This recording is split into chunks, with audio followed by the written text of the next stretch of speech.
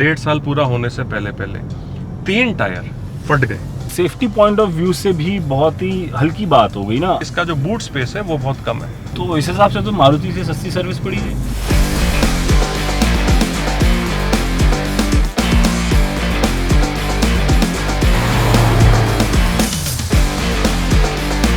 सब very nice car, मज़ा ही आ गया इसको देख के।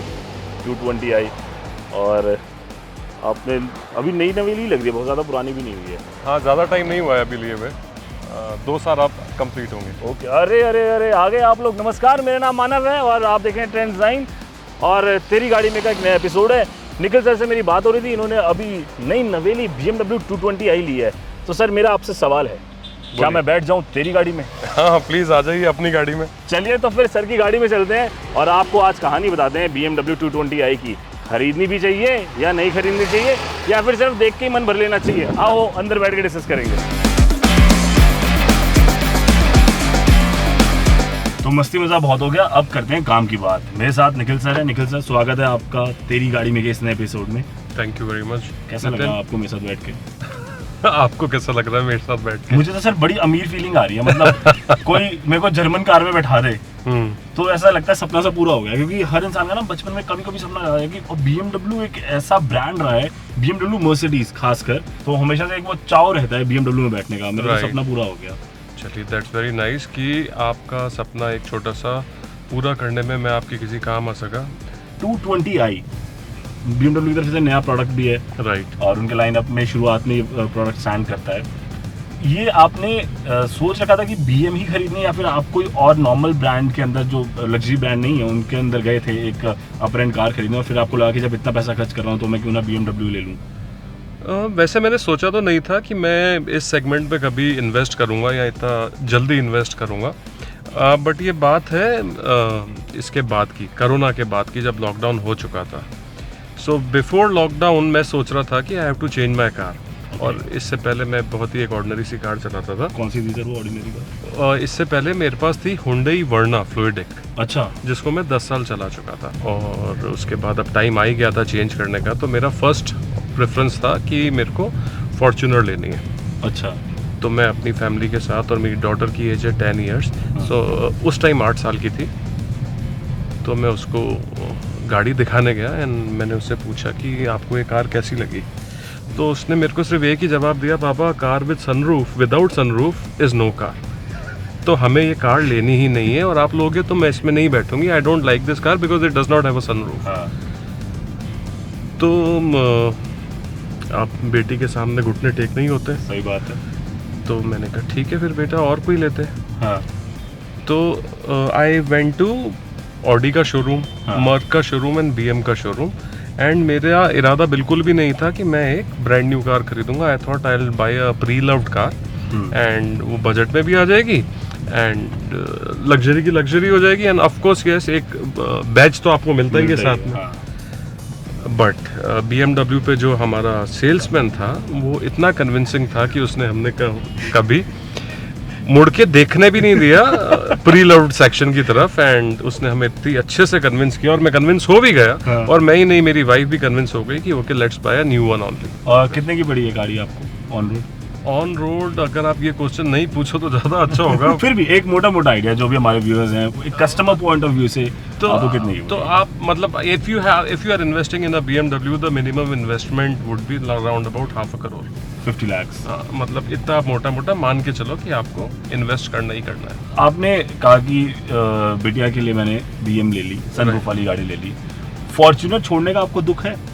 तो फॉर्च्यूनर भी इतने की आ रही है आजकल। हाँ, अब आजकल इतने की आ रही है। फॉर्च्यूनर छोड़ने का यस ऑफ कोर्स दुख है, कभी कभी होता है। द रीजन बीइंग आप इस कार में ऑफ रोडिंग नहीं कर सकते हो। 220i आपने ली और गाड़ी देखने में बहुत ही खूबसूरत है, आपको क्या लग रहा है? Of course yes, Indeed it is very beautiful, बहुत ही अच्छी है। लेकिन आपको नहीं लगता इंटीरियर थोड़ा फीका है? हाँ, मुझे 50 लाख रुपए की गाड़ी के हिसाब से इंटीरियर में उतना मजा नहीं है। Right, I totally agree with you. Generally जो भी बंदा BMW या मर्सिडीज या ऑडी या इस तरह की गाड़ियाँ ले रहा है, तो it is more from the point of view of badge rather than other thing. इसी से हम मेंटेनेंस के ऊपर आ जाते हैं। कितने साल हो गए आपको गाड़ी ये वाली चलाते हुए? 2 साल हो गए। और कितने किलोमीटर आप लगभग चला चुके हैं अभी तक? ये 16,532 किलोमीटर। मेंटेनेंस कैसी है? क्योंकि ना हम आम इंसान के अंदर एक बहुत बड़ा मिथ होता है या फिर कह लीजिए डर होता है, ये कितना डिफिकल्ट है अगर कोई प्लान कर रहा है? अगर कोई प्लान कर रहा है कोई लग्जरी सेगमेंट की कार खरीदने का या कोई व्हीकल खरीदने का, तो मेरी एडवाइस यही रहेगी कि आप कार के साथ एक्सटेंडेड वारंटी और सर्विस पैकेज जरूर खरीदें।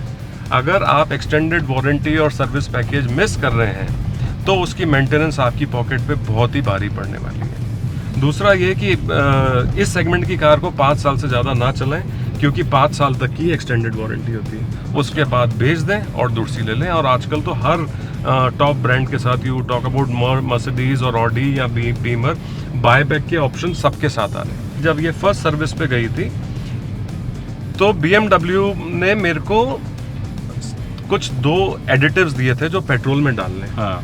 वो उन्होंने अननेसेसरी बिल काटा था, I don't know for what reason.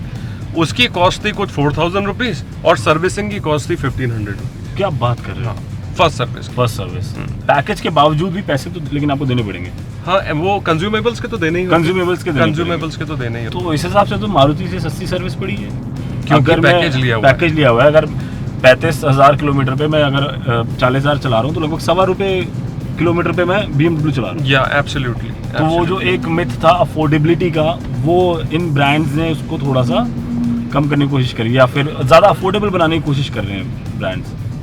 सी दोनों चीज़ें हैं। एक, आपने ये पैकेज ले लिया, well and good, but yet at the same time, जैसे मैं अपनी ही कार का आपको इंसिडेंट बताता हूँ कि शुरू के 1.5 साल में, मतलब 6 महीने तक तो कोई प्रॉब्लम नहीं हुई। 6 महीने के बाद और 1.5 साल पूरा होने से पहले 3 टायर फट गए। क्या बात कर? पंचर नहीं, फट गए।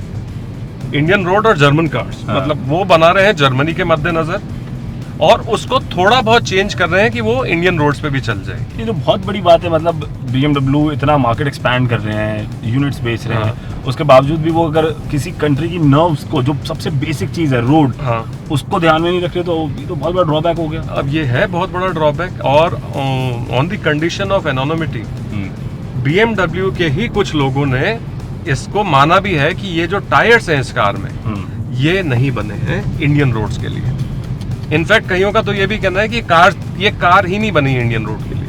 अच्छा, जब जो लोग BMW खरीदते हैं, मतलब आप जैसे पैसे वाले लोग तो वो माइलेज के बारे में सोचते हैं? अब देखिए, और दूसरों के बारे में तो मैं नहीं कह सकता, बट हाँ, माइलेज के बारे में मैंने ज़रूर सोचा था। अच्छी देती है माइलेज? और माइलेज अभी जो मैंने आपको अपनी रोड ट्रिप के बारे में बताया, तो जब तक मैं प्लेन्स में था तो मेरे को 15 का एवरेज मिल रहा था, which is good, पेट्रोल में, which is very nice। और मेरे को इन सिटी भी 12-13 का एवरेज आराम से मिल जाता है, या ज़्यादा का ही मिल जाता होगा। चलिए, मैं अब आपसे लास्ट 2 सवाल करूंगा इस एपिसोड को खत्म करने से पहले।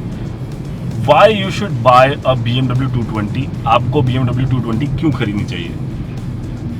आपको BMW 220 क्यों खरीदनी चाहिए, डायरेक्टली इसका जवाब देने से पहले एक डिस्क्लेमर दे देता हूँ और उसके बाद मैं आपको बताता हूँ कि ये क्यों खरीदनी चाहिए। सबसे पहले BMW 220 आए ग्रैंड कूपे आपको तभी लेनी चाहिए जब ये आपकी सेकंड या थर्ड कार हो। ऐसा क्यों? वो ऐसा इसलिए क्योंकि ये बहुत है नाजुक।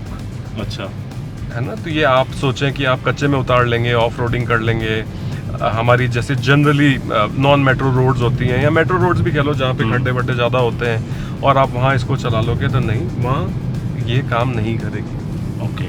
और क्यों लेना चाहिए? वो इसलिए लेनी चाहिए कि इसमें अमेजिंग पावर है, एक तो मतलब अनइमेजिनेबल पावर है। दूसरा, आई गेस कि this a very good looking car, very very good looking car. और क्योंकि इसके डोर्स जो हैं वो भी रिमलेस हैं, तो इसको एक unique. And why you should not buy a BMW 220?